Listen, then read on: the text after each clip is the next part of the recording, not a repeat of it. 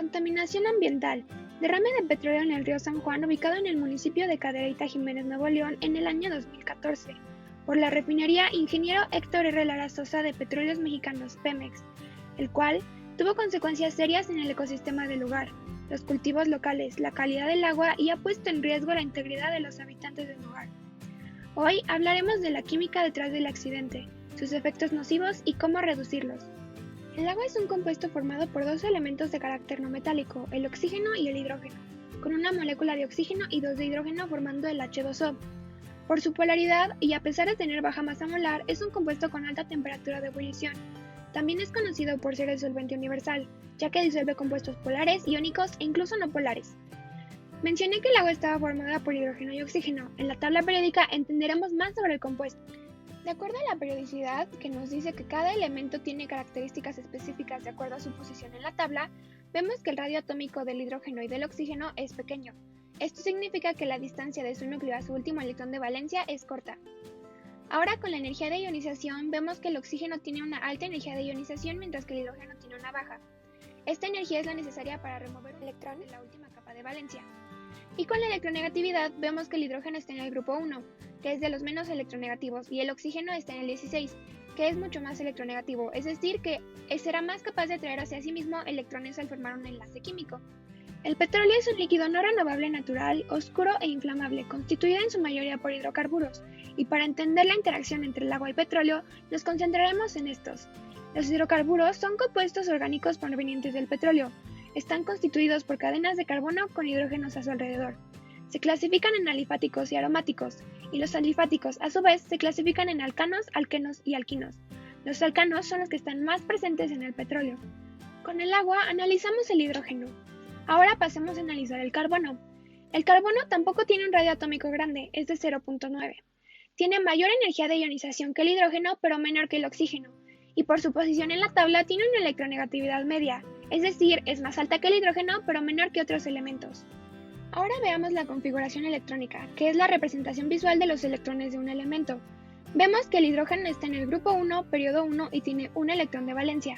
El oxígeno está en el grupo 16, periodo 2 y que tiene 6 electrones de valencia, mientras que el carbono está en el grupo 14, periodo 2 y tiene 4 electrones de valencia. Les voy a explicar la estructura de Lewis. Una molécula de agua consta de dos átomos de hidrógeno y un átomo de oxígeno. Cuando se comparten dos electrones entre H y el núcleo se forma un enlace covalente como se muestra en la figura, donde los electrones orbitan que se superponen. Ahora les voy a explicar los pasos. El primer paso es determinar el número total de electrones de valencia de todos los átomos que forman parte de la molécula. El segundo paso es determinar el número total de electrones de valencia necesarios para que todos los átomos tengan la última capa completa. Para el hidrógeno calcularemos 2 electrones, para los átomos restantes calcularemos 8. El tercer paso es determinar el número total de electrones enlazados. El cuarto paso son los electrones de valencia restantes en la molécula no estarán enlazados, por lo que si restamos los electrones enlazados de estos, obtendremos electrones no enlazados. El último y quinto paso, una vez que sabemos los pares enlazantes y no enlazantes, colocaremos el átomo central rodeado de los átomos periféricos y pondremos los pares electrónicos de la forma adecuada para que cada átomo quede bien. Ahora les voy a explicar la geometría molecular del agua. En ella los pares de electrones sin compartir ejercen una repulsión que evita la formación de un tetraedro, por lo que los enlaces OH forman entre sí un ángulo de 104 grados. A nivel analítico se puede predecir que los pares electrónicos formen 90 grados debido a la configuración electrónica del oxígeno. Sin embargo, resulta evidente la existencia de una repulsión mutua. Les voy a explicar la estructura de Lewis. Una molécula de agua consta de dos átomos de hidrógeno y un átomo de oxígeno. Cuando se comparten dos electrones entre H y el núcleo se forma un enlace covalente como se muestra en la figura, donde los electrones orbitan que se superponen. Ahora les voy a explicar los pasos. El primer paso es determinar el número total de electrones de valencia de todos los átomos que forman parte de la molécula. El segundo paso es determinar el número total de electrones de valencia necesarios para que todos los átomos tengan la última capa completa. Para el hidrógeno calcularemos 2 electrones, para los átomos restantes calcularemos 8. El tercer paso es determinar el número total de electrones enlazados. El cuarto paso son los electrones de valencia restantes en la molécula no estarán enlazados, por lo que si restamos los electrones enlazados de estos, obtendremos electrones no enlazados. El último y quinto paso, una vez que sabemos los pares enlazantes y no enlazantes, colocaremos el átomo central rodeado de los átomos periféricos y pondremos los pares electrónicos de la forma adecuada para que cada átomo quede bien. Ahora les voy a explicar la geometría molecular del agua. En ella los pares de electrones sin compartir ejercen una repulsión que evita la formación de un tetraedro, por lo que los enlaces OH forman entre sí un ángulo de 104 grados. A nivel analítico se puede predecir que los pares electrónicos formen 90 grados debido a la configuración electrónica del oxígeno. Sin embargo, resulta evidente la existencia de una repulsión mutua. Por otro lado, el agua es el líquido que más sustancias puede disolver, conocido también como el disolvente universal, debido a su característica polar, su capacidad para formar puentes de hidrógeno con otras sustancias polares o iónicas. Los puentes de hidrógeno mantienen a las moléculas fuertemente unidas, formando una estructura compacta que la convierte en un líquido casi incompresible. La tensión superficial existe ya que entre las fuerzas de atracción que hay en el interior del líquido y en la superficie provoca una acumulación de moléculas en la superficie. El agua tiene un alto índice específico de calor. Esto significa que el agua puede absorber mucho calor antes de empezar a calentarse. El agua se congela a 0 grados Celsius y hierve a 100 grados. Estos puntos de ebullición son la base para medir la temperatura en la escala Celsius. El agua es la única sustancia natural que se encuentra en sus tres estados, líquido, sólido y gaseoso, a las temperaturas encontradas normalmente en la Tierra. Ya que el petróleo es más liviano que el agua, su peso específico es influenciado por factores físicos y por la composición química de este mismo. La tensión superficial del petróleo que contenga gas disuelto es extremadamente baja. Las bajas tensiones superficiales tienden a disminuir los efectos de la fuerza capilar, haciéndolo aún más complicado que el agua lo pueda disolver. El agua tiene mayor fuerza capilar que el petróleo. En consecuencia, puede esperarse que el agua ocupe los poros más pequeños, forzando el petróleo hacia los poros mayores. Es por eso que uno y otro no se pueden mezclar. Ahora que recapitulamos las características químicas de las sustancias implicadas en el derrame de petróleo del río San Juan en Cadereyta Jiménez, Nuevo León, debemos idear una solución para erradicar este fatal accidente donde autoridades de Pemex estiman que se derramaron 4.000 barriles de petróleo. Por eso proponemos el despliegue inmediato de barreras oleofílicas que absorben el aceite, así como barreras marinas que impiden el avance del crudo y facilitan su contención en un punto estratégico del río. Este sitio sería a 18 kilómetros del cauce de San Juan, ya que según la Comisión del Medio Ambiente y Recursos Naturales, el crudo se esparció en una longitud estimada a la mencionada antes. También debe ser en este punto, ya que la distancia del sitio del derrame hasta la presa El Cuchillo, que abastece a gran parte del área metropolitana de Monterrey y otros municipios, es de aproximadamente 66 kilómetros, por lo que se estima que en este lugar la recolección no genere mayores riesgos de contaminación en esta fuente de abastecimiento tan importante. ¿Por qué las barreras oleofílicas y las barreras marinas son una solución viable? Separar petróleo del agua de un río que del agua en mar abierto es mucho más sencillo porque no hay marea ni fuertes corrientes marítimas que esparzan los hidrocarburos en un radio tan amplio, lo que hacen de este método bastante viable. Al contenerse los hidrocarburos con las barreras, el fundamento químico para solucionar el problema es la decantación, ya que se pueden separar dos sustancias mezcladas invisibles como son el agua y el petróleo, donde el petróleo es más liviano y por ese motivo queda superpuesto por encima de las grandes cantidades de H2O presentes en el río. Por otro lado, las barreras oleofílicas significan un alcance bastante significativo, pues estas son fabricadas a partir de polipropileno, un termoplástico bastante utilizado por su gran resistencia mecánica, tanto al impacto como a la fatiga. Su elevado punto de fusión, alrededor de 160 grados Celsius, que lo hace adecuado para trabajar con él a alta temperatura, su baja absorción de humedad, por lo que no se daña con el agua, su resistencia química, tanto a sustancias ácidas como alcalinas, y su ligereza, ya que es uno de los plásticos con menor densidad. De la misma manera, su tela sintética está hecha de fibras hidrófobas y tiene una estructura multicapa que absorbe diferentes derivados del petróleo, sin importar si es petróleo crudo, pesado o petróleo ligero.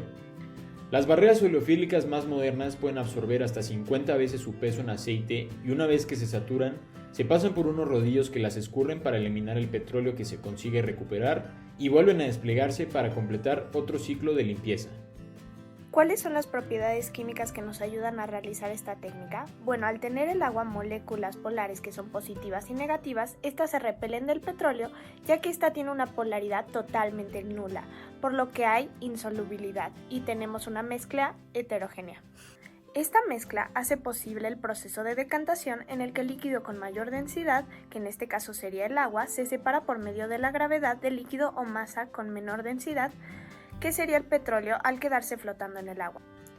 Los absorbentes están hechos de polipropileno, que atrae el aceite y repele el agua. Es por eso que el petróleo, al ser un hidrocarburo, es atraído por este.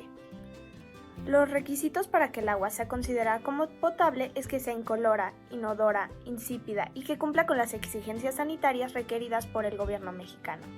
Estos requisitos son las cantidades máximas y mínimas de minerales, iones, elementos químicos, bacterias, entre otras sustancias que son permitidas hasta cierto punto en el agua para el consumo humano y que no presenten un daño a la salud. Hablando directamente de los hidrocarburos, existen riesgos graves por intoxicación de estos, como irritación en los pulmones, asfixia, problemas neurológicos, irregularidades en el corazón, frecuencia cardíaca rápida e incluso muerte súbita. Estos casos son dos mediante la ingestión o inhalación de un hidrocarburo, como es el pegamento, la gasolina, disolventes de pintura, productos de limpieza, queroseno y en menores casos por aditivos tóxicos como es el metanol y el plomo. Principalmente los casos que se presentan con mayor frecuencia son en niños menores de 5 años a causa de un descuido. Estos resultan intoxicados por deglución de productos derivados del petróleo como los ya anteriormente mencionados. Por otro lado, los que presentan un mayor porcentaje de riesgo son los adolescentes, debido a que tienden a darles un uso para conseguir un estado de embriaguez intencional. Esta inhalación puede provocar anomalías muy graves en el ritmo cardíaco o un paro cardíaco, sobre todo después de realizar un esfuerzo de sufrir estrés. Es por esta razón que la inhalación repetida de tolueno, que es un componente de algunos de estos productos, puede dañar algunas partes del cerebro. La intoxicación grave también puede afectar el corazón, la médula ósea y los riñones. Contaminación de las aguas por hidrocarburos en los sistemas de almacenamiento ha venido en aumento como resultado de la explotación, refinación, distribución y almacenamiento de petróleo crudo y sus derivados. Existen diferentes métodos analíticos que permiten estudiar este tipo de contaminación, entre los que se encuentra la cromatografía gaseosa, métodos de participación gravimétrica y métodos espectroscópicos infrarrojos y ultravioleta. Uno de los mayores riesgos a la salud es ingerir agua contaminada de petróleo, por lo que aspirar los vapores, consumir alimentos, inhalar gases o beber líquidos contaminados con petróleo ocasiona problemas como visión borrosa, convulsiones, llagas en la nariz, infecciones en el oído, bronquitis, neumonía, daño al hígado y salpullido. Asimismo, ocasiona a un largo plazo problemas de salud reproductiva como abortos espontáneos, parto de niños muertos y defectos de nacimiento y una gran probabilidad de contraer cáncer.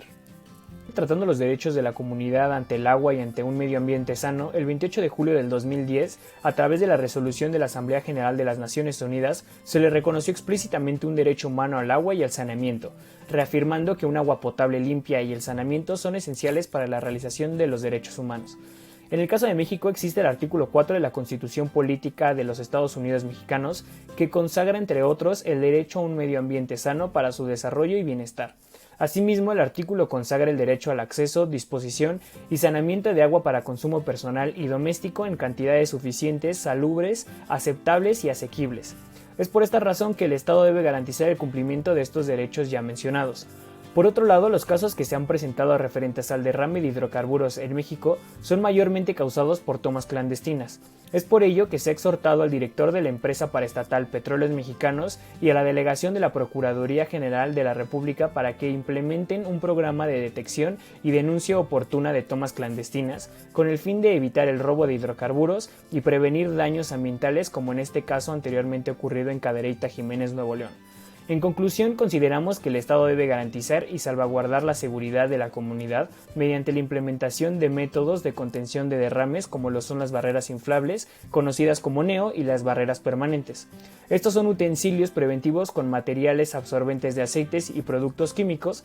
Sin duda alguna, son herramientas que facilitan la regulación de hidrocarburos en el medio ambiente y la contención de los mismos en zonas específicas con el fin de evitar una propagación en el ecosistema. Gracias.